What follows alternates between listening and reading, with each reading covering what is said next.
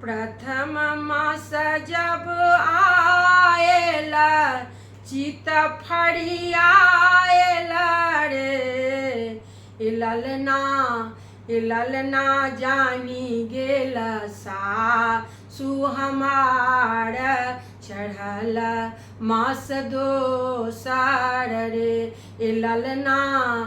ललना जानी गेल सासु हमार चढ़ल मास दोसर रे सासु मोरा बसु नैहर नंदी बसु सासुर रे ललना घर छथि देवा रनदान चढ़ल मस्ते सार रे ललना घर छथि देवा रनदान चढ़ल मस्ते सार रे बाट रे बटोहिया की तोही मोरा भैया की हित बंधु रे ललना हमारो समाद लेने जाऊ चढ़ल मास चारी मरे ललना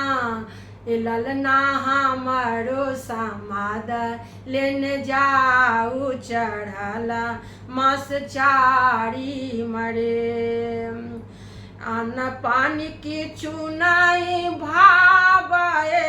खटास भावे रे करब हम कौन उपाय चढ़ल मस पाँचम रे ललना रची पाती या लिखाओ तनाई हर पठाओ लड़े ललना रची पाती या लिखाओ नई हर पठाओ लड़े बिनु अम्मा नई हर बीरान चढ़ल मास छठम रे ललना आगू आ बय डोलिया की पाछू भैया बय रे ललना आगू आ बय डोलिया की पाछू भैया बय रे घूरी घड़ा भैया जाऊ चढ़ला मस सातम रे ललना ताना भेला साड़ी सब फूला की देहा भेल पियार रे ललना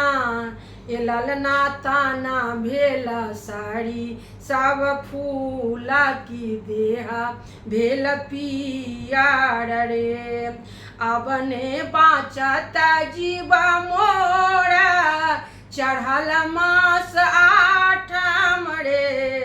ललना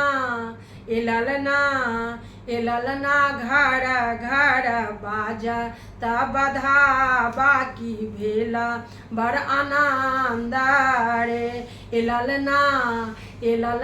घर बाजा तब बधाई की माँ न आनंद भेल रे अयोध्या में जाना माता राम चढ़ल मास नवम रे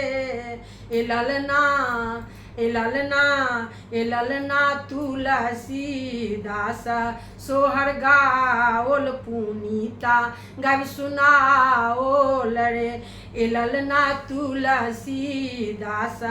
सोहर गाओल गाबी सुनाओल रे ललना भक्ता वत्सल भगवान की आजू प्रकट भेल रे ललना भक्ता वत्सल भगवान की आजू मोर प्रकट भेल रे।